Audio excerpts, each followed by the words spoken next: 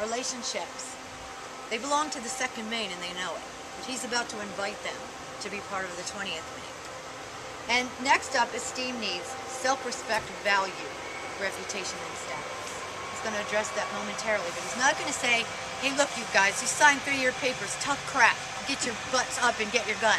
No, what he's going to do is going to go tell them what the bigger goal, they're all here to serve, and how much value they would bring to this table if they were willing to go ahead and do that.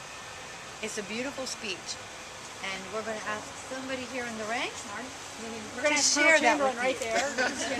So, Colonel Chamberlain, do you have it? I shaved this morning. So. Okay. Do you have it? Yeah, I got it. Okay.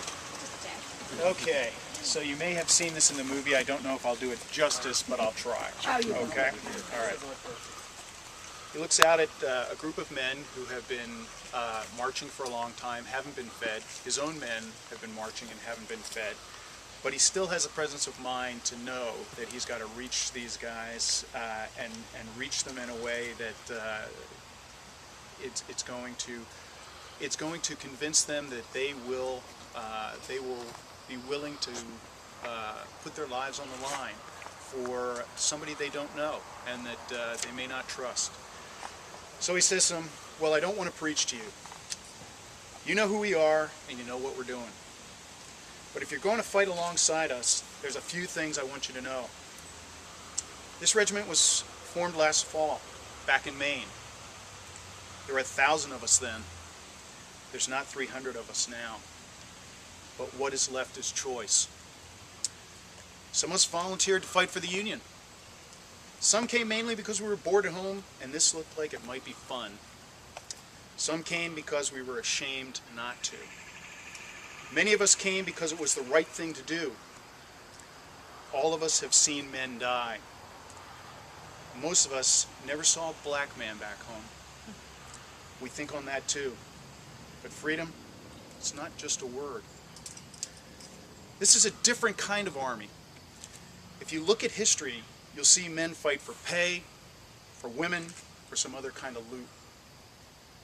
They fight for land, or because a king makes them, or just because they like killing. But we're here for something new. This hasn't happened much in the history of the world. We're an army going out to set other men free. This is free ground, all the way from here to the Pacific Ocean. No man has to bow. No man born to royalty. Here we judge you by what you do, not who your father was. Here you can be something. Here's a place to build a home. It isn't the land. There's always more land. It's the idea that we all have value, you and me. We're worth something more than the land. I never saw land I died for. But I'm asking you to come and join us and fight for land. What we're fighting for, not for land, what we're fighting for in the end is each other. I didn't mean to preach. I'm sorry, but I thought you should know who we are.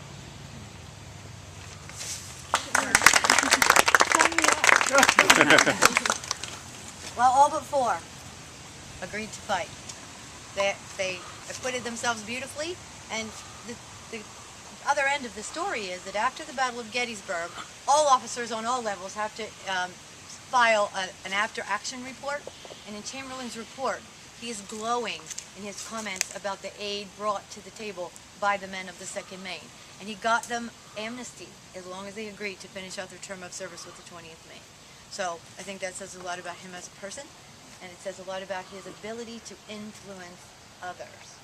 He has authority, but in this case it wasn't the authority he used, it was his influence. I thought he did it beautifully. Anything to add? No, we'll talk about it later. Okay.